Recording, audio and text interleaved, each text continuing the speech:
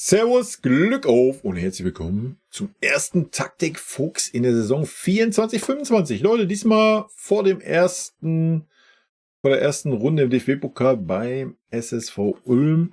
Schauen wir uns mal an, wie ich aufstellen würde. Und bevor wir das tun, wie immer der Hinweis, wenn euch gefällt, was ihr hier seht, lasst doch gerne ein Abo da, damit unterstützt ihr einfach das, was ich hier so tue. Vielen lieben Dank dafür und damit gehen wir mal rein in die Aufstellung.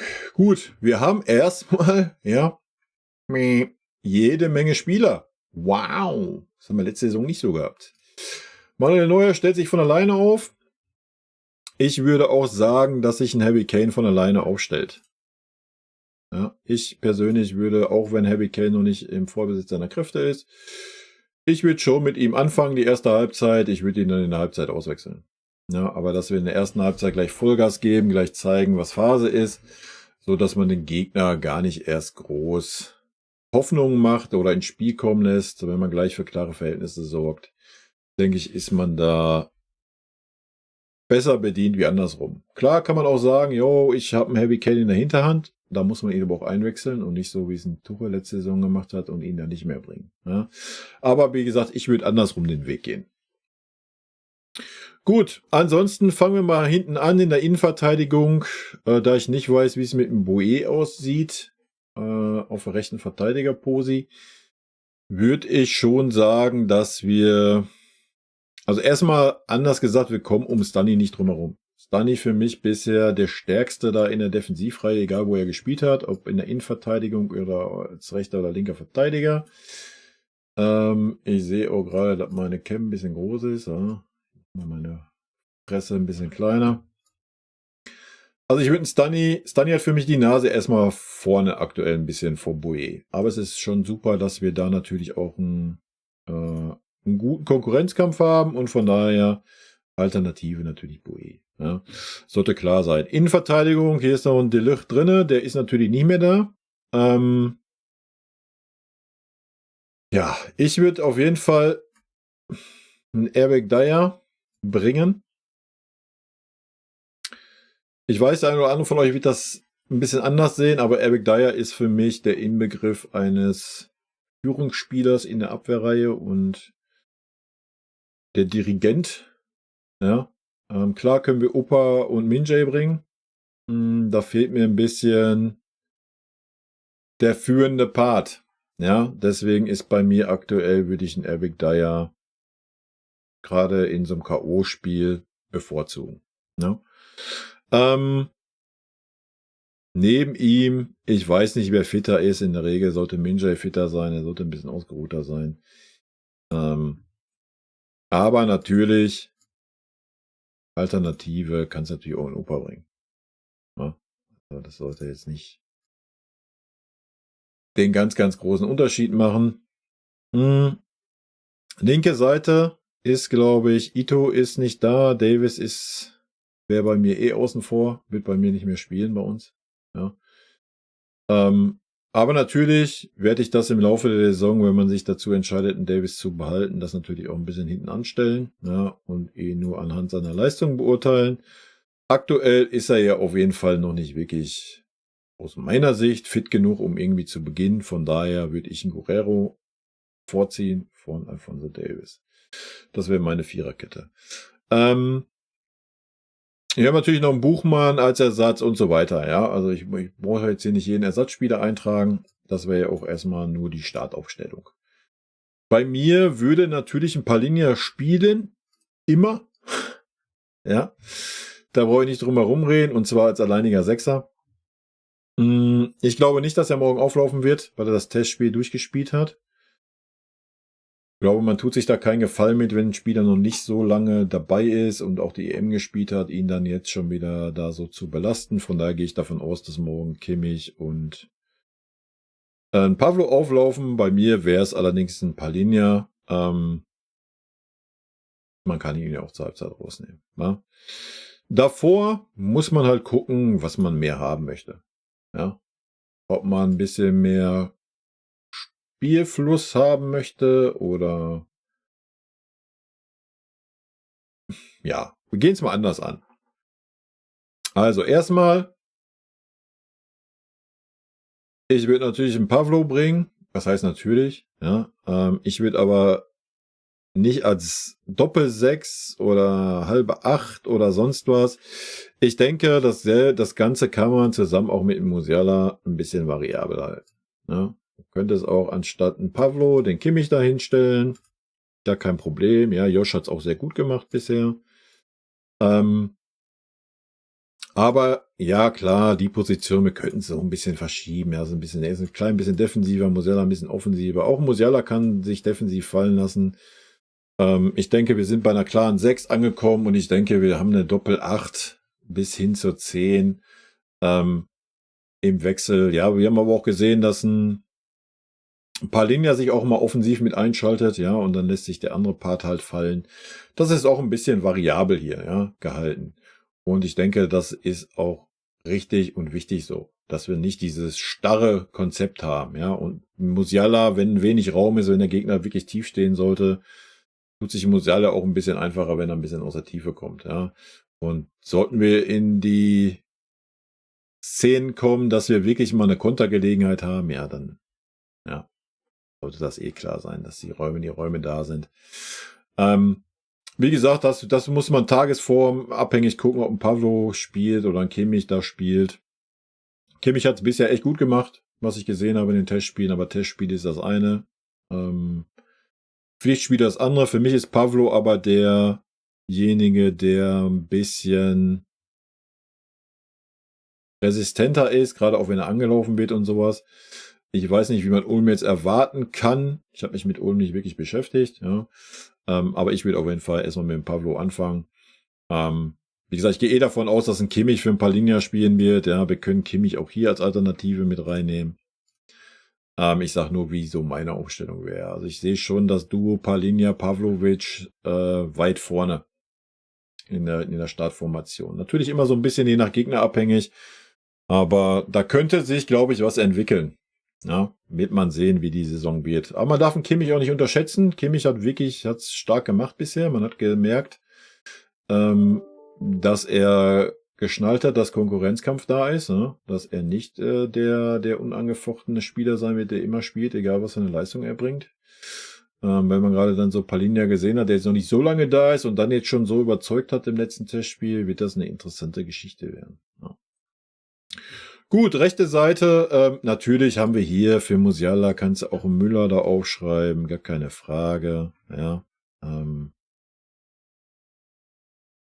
Wir haben so viele Möglichkeiten, diese Saison irgendwas zu machen, ja.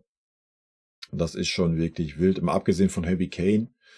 Aber da hast du einen Tell, du hast einen Irakunda, der auch schon sehr weit ist für sein Alter, also da muss man sich keine Sorgen machen.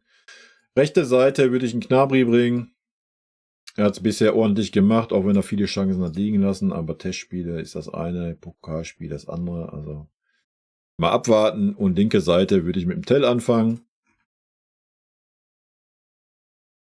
Und natürlich kannst du hier auch einen Coman reinnehmen. Du kannst einen Aznu reinnehmen, der es auch gut gemacht hat, offensiv. Ja, gar keine Frage.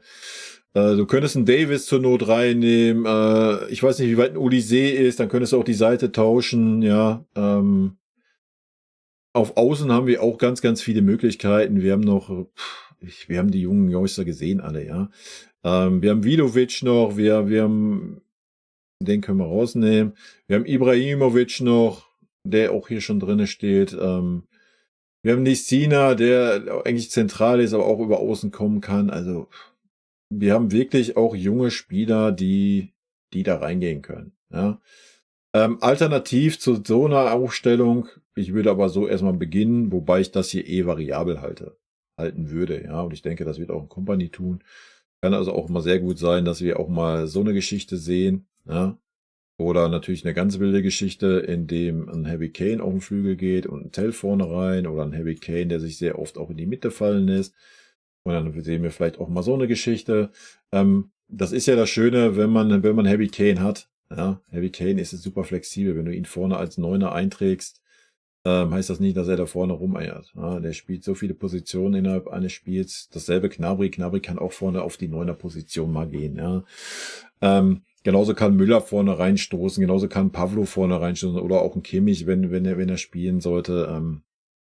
Wir sind einfach super variabel aufgestellt und es sollte auch super variabel gehalten sein. Gerade mit dem Harry Kane, der sich halt oft hier in diesen Raum fallen lässt und dann kann Tell da reinstoßen oder es kann auch ein Gnabry von außen da reinstoßen.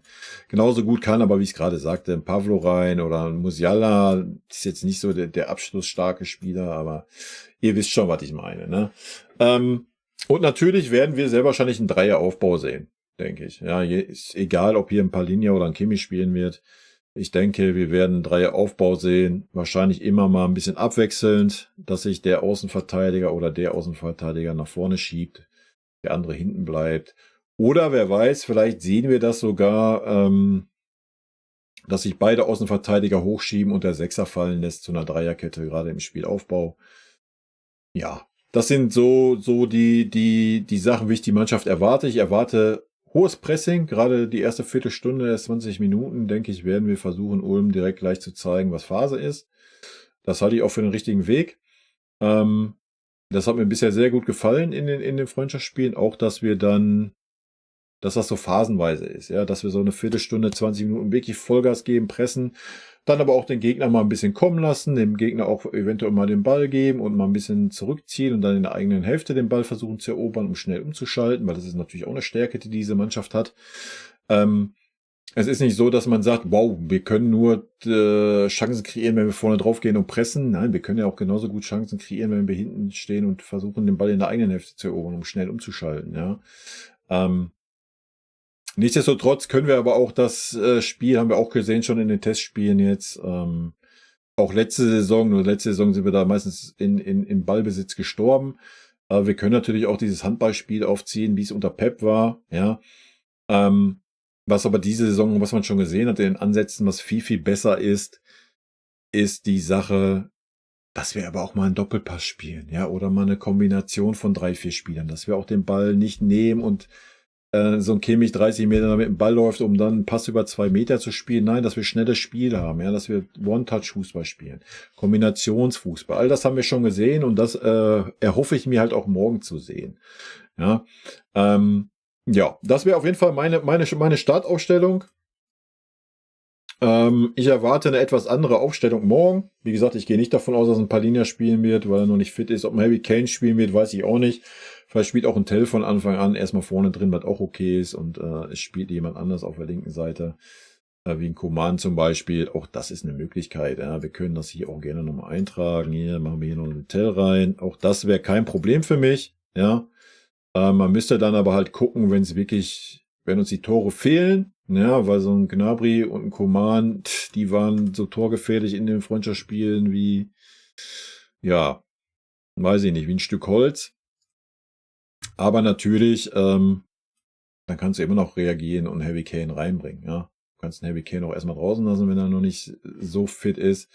Und gibt's erstmal Vollgas mit dem Tell da vorne, vielleicht sogar mit dem Iran Kunda auf der Seite, ja, der jetzt auch wirklich gut gemacht bisher. Und feuerfrei Attacke. Ja, das ist das Wichtigste. Das zur Aufstellung, wie ich aufstellen würde. Gerne eure Meinung in die Kommentare.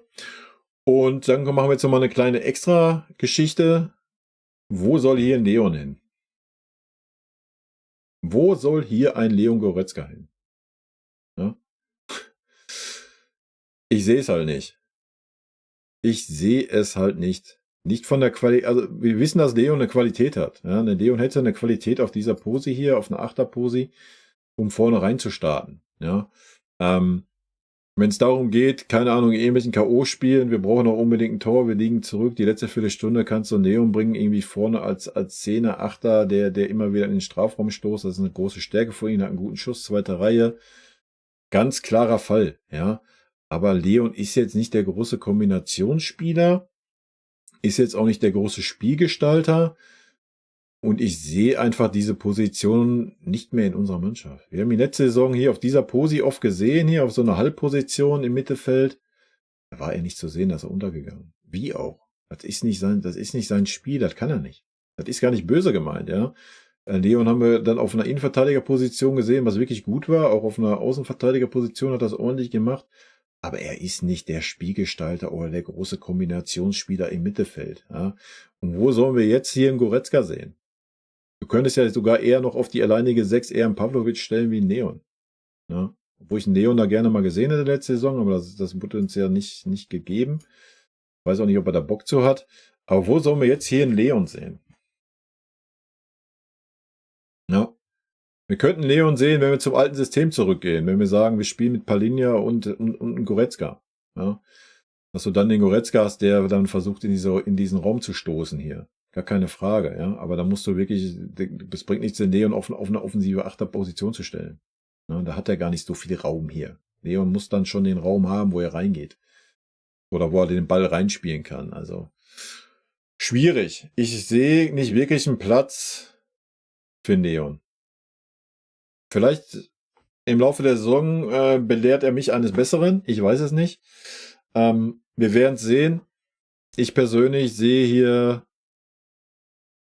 viele Alternativen, bevor ich an Leon denke für die Position. Ja, also für die Palinja-Position sehe ich eher einen Pavlovic. Kimmich sehe ich da auch eher weniger. Sehe ich, wie gesagt, eher den Pavlo da. Du hast aber noch einen Conny Leimer. Ja, dann hättest du auch einen Leon da. Das ist ungefähr so eine Mischi nach dem Pavlo. Kimmich, Goretzka und Leimer. Kannst du dann als Sechser sehen, als Alternative. Aber ich traue eher einen Kimmich, einen offensiveren Achter zu oder einen Leimer als wie ein Goretzka. Da ist er für mich an letzter Stelle. Ja, an erster Stelle ist für mich da auch der Pavlo. Flügelspieler, nein, ist ja schon gar nicht der Leon. Ja, selbst auf einer Halbposition tut er sich super schwer. Also ich sehe nicht wirklich eine Posi für Leon bei uns. Ja, erst recht durch die Verpflichtung von Palinja. Wenn Palinja sich nicht verletzt und fit ist, dann geht an dem einfach kein Weg vorbei als Sechser. Ja. Aber auch nur meine Meinung. Aber auch dazu könnt ihr mir gerne in die Kommentare schreiben, wie ihr die Situation um Leon seht. Wie gesagt, er hat das Testspiel, was er gespielt hat, ein Tor gemacht. Ja? Ist jetzt nicht so, dass Leon ein schlechter Fußballer ist oder sonst was. Aber in diesem System wird es schwer werden für Leon, glaube ich einfach. In diesem Sinne, Leute, rot-weiße Grüße gehen raus. Ich wünsche euch super viel Spaß beim Spiel morgen. Ich hoffe, es wird ein erfolgreiches Spiel und ein schönes Spiel für uns. Und in diesem Sinne, vielen lieben Dank für euren Support hier, Leute. Haut rein. Vielen lieben Dank für euren Support hier auf den Kanal. Und in diesem Sinne, gute Freunde kann niemand trennen.